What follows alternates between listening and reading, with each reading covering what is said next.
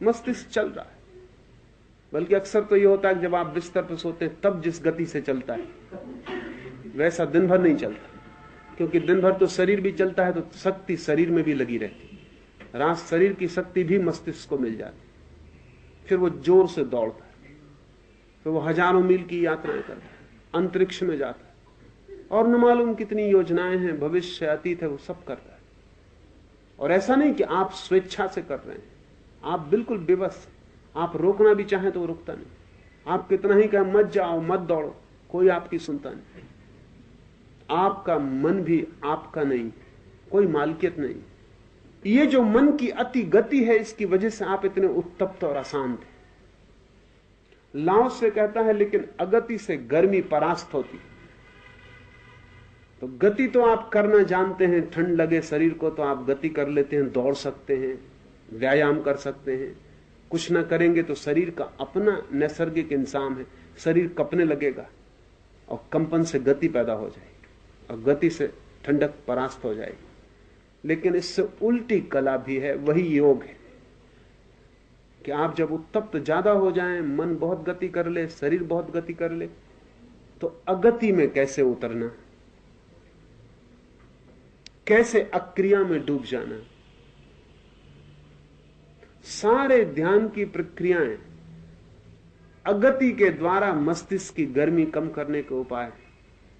और जैसे जैसे मस्तिष्क की गर्मी कम होती है और शीतलता बढ़ती, वैसे वैसे शांति बढ़ती। शांति और शीतलता पर्यायवाची है भीतर की दुनिया में।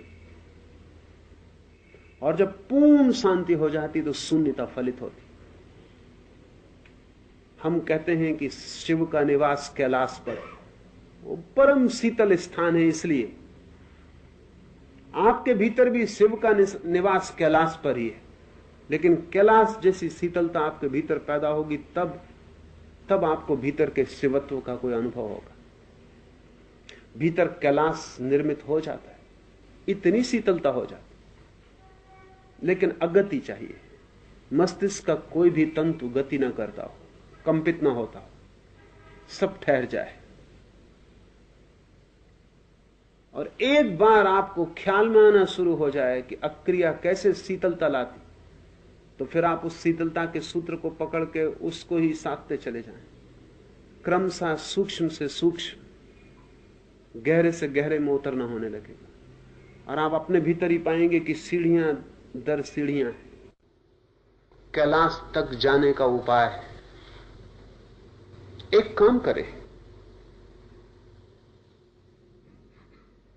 जैसा मैंने कहा पीछे, 1 घंटा अक्रिया में उतरना शुरू कर दें। अक्रिया में उतरने के लिए उपयोगी होगा कि शरीर भी बिल्कुल निष्क्रिय हो, क्योंकि शरीर और मन जुड़े। और जब शरीर गति करता है तो मन भी गति करता है, जब मन गति करता है तो शरीर भी गति करता है। जो कुछ मन में होता है वो शरीर में भी प्रतिफलित होता है, और जो कुछ शरीर में होता है वो मन में प्रतिफलित होता है। तो पहले तो बैठ जाएं। अगर सिद्धासन में बैठ सकते हो तो बहुत अच्छा है, लेकिन अनिवार्यता नहीं है। उसमें अड़चन मालूम हो तो आराम कुर्सी पर बैठ जाएं। महत्वपूर्ण इतना है कि शरीर बिल्कुल शिथिल छोड़ दे। एक 10 मिनट इतना ही भाव करते रहे जैसे शरीर बिल्कुल मुर्दा हो गया। और मैं उठाना भी चाहूं तो हाथ उठेगा नहीं, मैं हिलाना भी चाहूं तो पैर हिलेगा नहीं। शरीर को बिल्कुल ढीला ढीला छोड़ते जाएं। थोड़े ही दिन में सूत्र पकड़ में आ जाता है कि शरीर ढीला छोड़ने से ढीला हो जाता है। जैसे जैसे शरीर ढीला छोड़े वैसे वैसे श्वास को भी धीमा छोड़ दे, क्योंकि श्वास भी जितनी धीमी हो जाए, जितनी कम हो जाए, उतनी गति कम हो जाएगी। देखें, अगर दौड़ते हैं शरीर की गति होती तो श्वास की गति बढ़ जाती। साधारणतः अगर आप 1 मिनट में 12 श्वास ले रहे हैं तो दौड़ेंगे तो 24 श्वास लेने लगेंगे, और तेजी से दौड़ेंगे तो 36 श्वास लेने लगेंगे। श्वास तेज हो जाएगी, झटके से चलेगी, जल्दी आएगी जाएगी। कारण है क्योंकि शरीर को ज्यादा ऑक्सीजन की जरूरत है। जब आप दौड़ रहे हैं तो आप शरीर की ऑक्सीजन पचा रहे हैं, ज्यादा ऑक्सीजन चाहिए तो श्वास तेज चलेगी। जब आप कुर्सी पर बैठ के ढीला छोड़ देंगे या सिद्धासन में बैठ के ढीला छोड़ देंगे तो ठीक दौड़ने से उल्टी घटना घट रही। अगर साधारणतः 1 मिनट में 12 श्वास चलती हैं तो शिथिल बैठने पर 6 श्वास चलेंगे, और शिथिल होते जाएंगे तो 4 श्वास चलेंगे। जो लोग भी शरीर को शिथिल करने की कला जान जाते हैं उनकी 1 मिनट में 4 श्वास चलने लगती। धीमी सी श्वास जाएगी, धीमी सी वापस लौट आएगी, क्योंकि शरीर को ऑक्सीजन की जरूरत कम है। शरीर का जो मेटाबॉलिज्म है उसको अब ऑक्सीजन की कोई जरूरत नहीं, धीमी सी श्वास काफी। जब कोई बिल्कुल भीतर शीतल हो जाता तो श्वास ना के बराबर हो जाती। दूसरे आदमी को भी पहचानना हो कि श्वास चल रही है नहीं तो सामने दर्पण रख के पहचाना जा सकता, नहीं तो पता नहीं चलेगी। और खुद तो बिल्कुल पता नहीं चलेगा। मेरे पास कई मित्र आके कहते हैं कि घबराहट होने लगती है कि कहीं श्वास बंद तो नहीं हो गई। घबराएगा कौन अगर बंद हो जाएगी? बिल्कुल मत घबराओ, क्योंकि तुम हो, लेकिन कम हो गई, और इतनी कम हो जाती है कि उसकी पहचान नहीं होती। अल्प, अति अल्प चलती। कभी कभी ऐसे क्षण आते हैं जब भीतर ठीक केंद्र पर कोई पहुंचता है शीतलता के, तो श्वास बिल्कुल ठहर जाती। उस एक क्षण में ही आपको इतनी भीतर शीतलता की प्रतीति होगी जैसे हिमालय पर आ गए। बाहर के हिमालय की खोज से कुछ बहुत होने वाला नहीं, भीतर का हिमालय चाहिए। शरीर को छोड़ के फिर श्वास को धीमा छोड़, और श्वास के साथ भाव करते जाएं कि कम होती जा रही, कम होती जा रही, कम होती जा रही। थोड़ी देर में आप पाएंगे कि शरीर विश्राम की हालत में आ गया और मन में एक शांति और ताजगी मालूम होने लगी। अब इस शांति के सूत्र को पकड़ लें और भीतर भी इसी धारणा को गहराते जाएं कि शांत होते जा रहे हैं। शाब्दिक रूप से नहीं, अनुभव के रूप से।